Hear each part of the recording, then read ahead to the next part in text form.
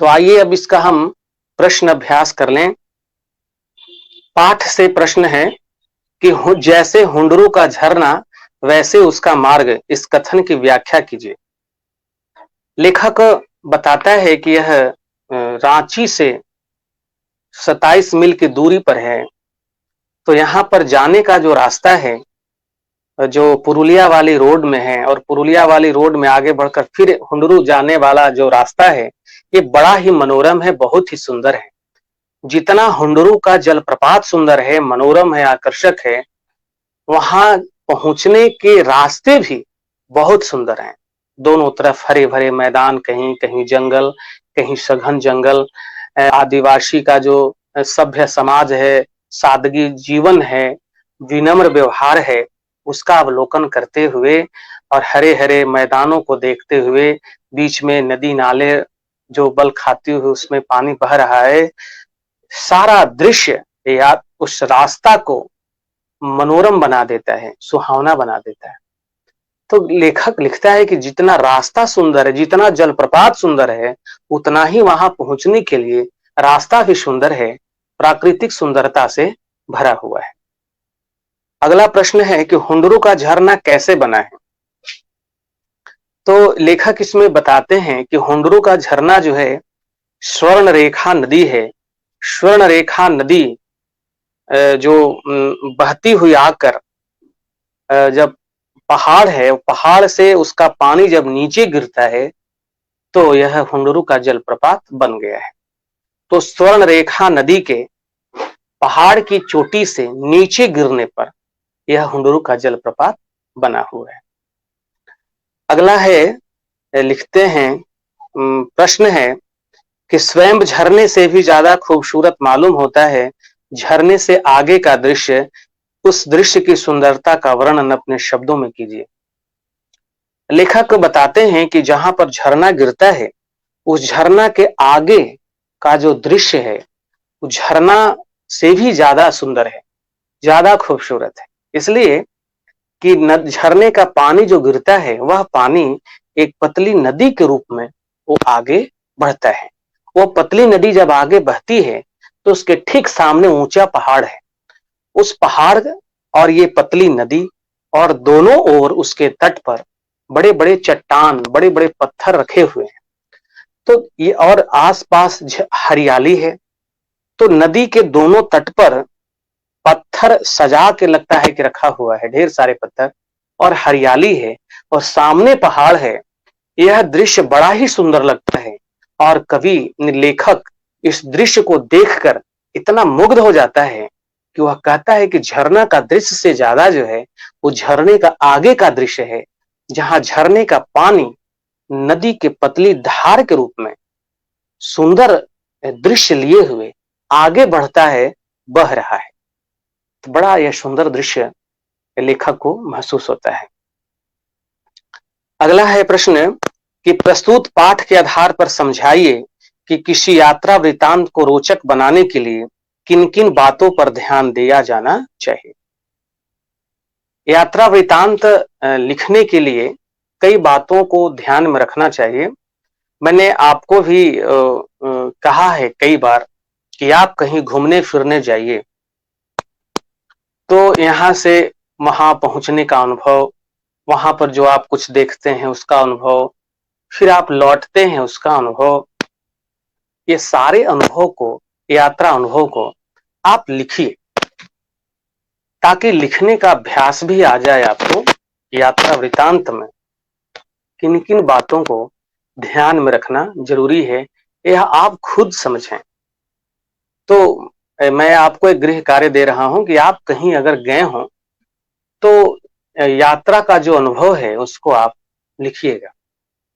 इसमें थोड़ा हिंट्स कर दे रहा हूं, थोड़ी सहायता कर दे रहा हूं कि यात्रा वर्णन में यह सबसे पहले तो कहां पर वो स्थित है, इसके बारे में जानकारी देनी चाहिए यात्रा वृतांत में, कि वह कहां पर है, वहां पहुंचने के रास्ता कैसे हैं, कितनी दूरी पर है, तो आसपास कोई मुख्य शहर है तो वहां से वहां पर पहुंचने का क्या रास्ता है, रास्ता कैसा है, कितनी दूरी पर है, वहाँ जो वह जिस स्थल पर आप जा रहे हैं वह स्थल क्या है, ऐतिहासिक है, धार्मिक है, सांस्कृतिक है या कोई पिकनिक स्पॉट है या किस तरह का है, इसका वर्णन में वहाँ कौन-कौन सी चीजें हैं, ये भी वहाँ का प्राकृतिक दृश्य कैसा है, उसका भौगोलिक बनावट कैसा है, नदी है, पहाड़ है, मैदान है, पठार है, आसपास का क्षेत्र कैसा है, तो ये भौगोलिक स्थिति का वर्णन करना है। प्राकृतिक सुंदरता किस तरह की है, नदी के बीच, पहाड़ के ऊपर या जंगल में या पठार पर, तो प्राकृतिक दृश्य, भौगोलिक दृश्य, प्राकृतिक जो विशेषता है। फिर वहाँ की संस्कृति कैसी है, वहाँ का कल्चर क्या है, वहाँ के लोग का रहन-सहन क्या है, भाषा बोली क्या है, वहाँ के लोगों के खाने-पीने में क्या उपयोग उन लोग लाते हैं, जीविका का साधन क्या है, रोजी-रोजगार उन लोग क्या करते हैं, खेती-बाड़ी करते हैं, व्यापार करते हैं, श्रम दान करते हैं, मजदूरी करते हैं या कल-कारखाने अगल-बगल क्या है, वहाँ के लोग कैसे हैं, वहाँ पर कौन-कौन सी सुविधाएँ मौजूद हैं उस स्थल पर।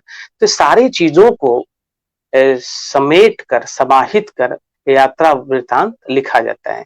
तो इन चीज़ों का यात्रा वृत्तांत लिखने के क्रम में ध्यान रखना ज़रूरी होता है। अगला प्रश्न है कि यहाँ पर एक दृश्य का वर्णन 2 तरह से किया गया है। हुंडरू का जो पानी है, जो जलप्रपात है, उसका वर्णन कवि 2 तरह से, लेखक 2 तरह से किया है। एक किया है, सुनिए, हुंडरू का पानी कहीं सांप की तरह चक्कर काटता है, कहीं हरिण की तरह छलांग भरता है और कहीं बाघ की तरह गरजता हुआ नीचे गिरता है।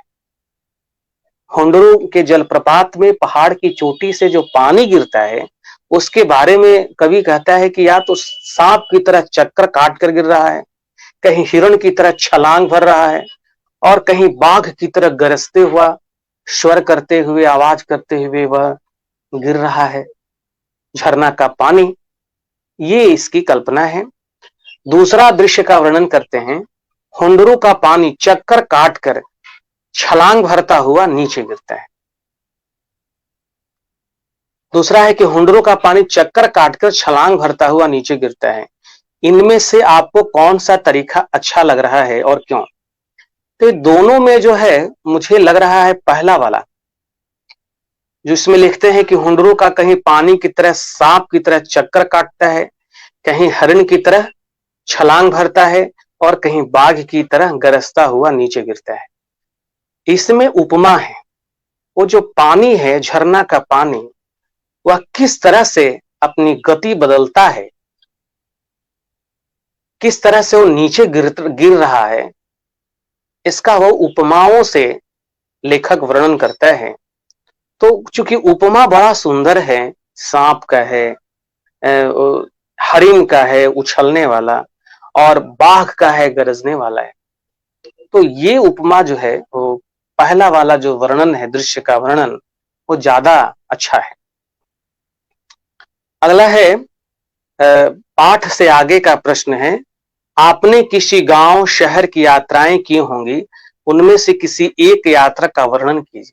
मैंने जो आपको पहले कहा था वही यहाँ भी है कि आप कहीं अगर गांव की, शहर की या और कहीं घूमने फिरने यात्रा करने गए हैं, तो वहां का जो अनुभव है उसे आप यात्रा वर्णन के रूप में लिखिए।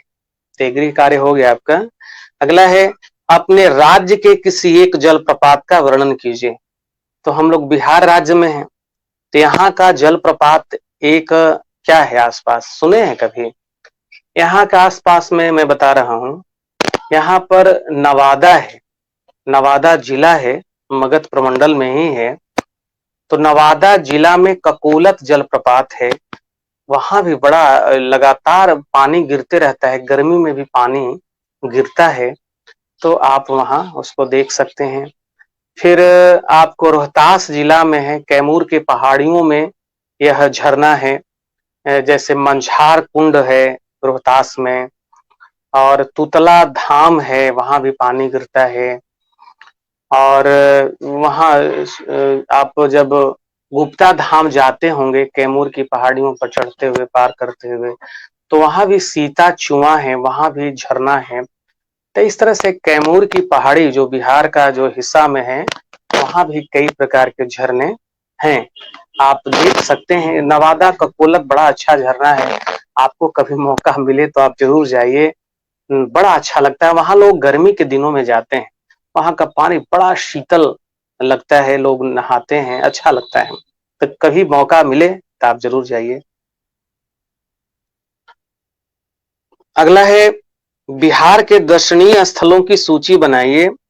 प्राकृतिक संपदा तथा कृषि के ध्यान में रखते हुए बिहार एवं झारखंड का तुलनात्मक वर्णन कीजिए।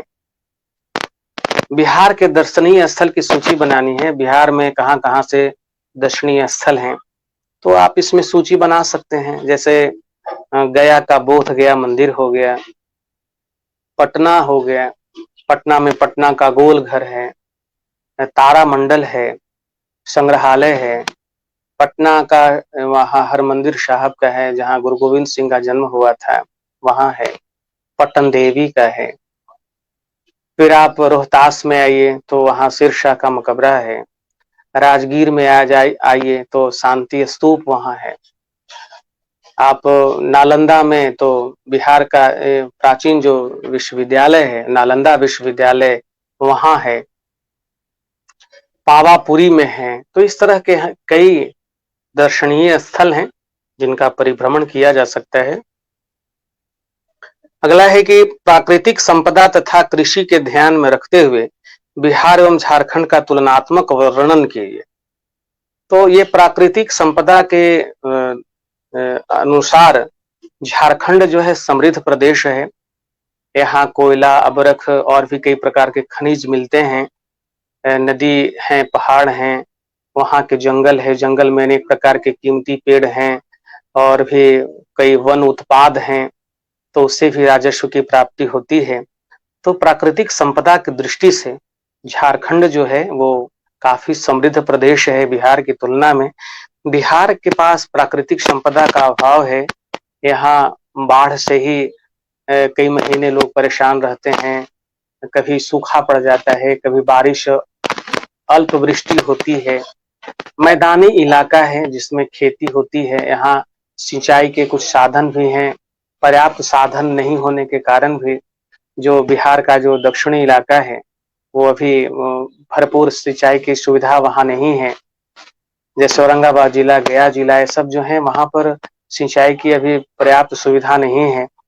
तो ये सब दृष्टि से भी, कृषि की दृष्टि से बिहार कुछ सही है झारखंड के अनुपात में, लेकिन झारखंड प्राकृतिक संपदा में ज्यादा समृद्ध है। दूसरा है, अपने अपने गांव और उसके आसपास ईख, अरहर, सरसों के लहलहाते फूलों पर मंडराते हुए भंवरों को अवश्य देखा होगा। साथ ही आम की मंजरियों पर मकरंद को चूसते हुए मधुमक्खियों के झुंड एवं आम के पल्लवों के बीच छिपी हुई कोयल की कूक भी आपने अवश्य सुनी होगी।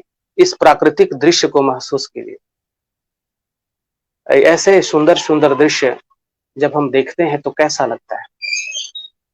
आप खेत में निकलते हैं बसंत के मौसम में, तो खेतों में सरसों के पीले फूल, अरहर, गेहूं, चना, आम के बगीचे में मंजर से आम का पेड़ लदा हुआ, आम के फल से लदा हुआ, उस पर कोयल कूक रही है।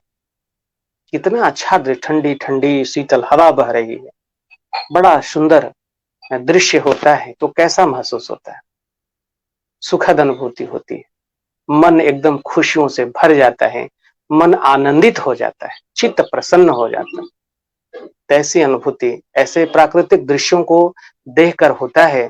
और बच्चों, प्रकृति के चीजों को देखकर महसूस करना चाहिए। महसूस करने पर ही आनंद मिलता है। तो हम प्रकृति की चीजों को, हवा को, मिट्टी को, पौधों को, पुष्प को, फूल को, पत्तियों को स्पर्श करके उसके साथ समीप जाकर एहसास करें, अनुभूति करें, बड़ा सुकून मिलता है, आनंद मिलता है, प्रसन्नता होती है। तो यह जो भाव है, यह जो हमारा इंद्रिय बोध है, इस इंद्रिय बोध को हमें विकसित करने की जरूरत है कि हम अपने आसपास की चीजों को महसूस करें। तो बच्चों, आज का पाठ आपको बहुत अच्छा लगा होगा। अब मैं यह पाठ यहीं समाप्त करूंगा।